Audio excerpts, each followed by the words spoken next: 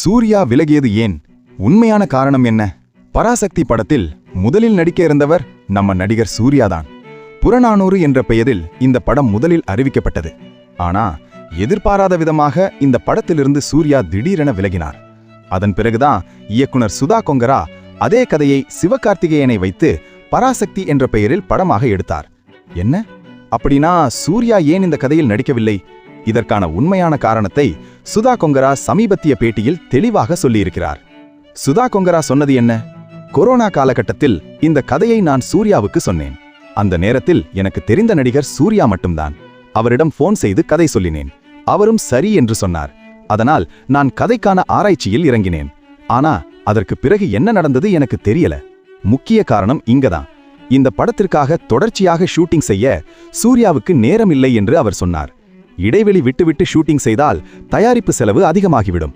அதை தயாரிப்பாளரும் ஒப்புக்கொள்ள மாட்டார். இதுவே சூர்யா இந்த படத்திலிருந்து விலகிய முக்கிய காரணம் என்று சுதா கொங்கரா தெரிவித்துள்ளார்.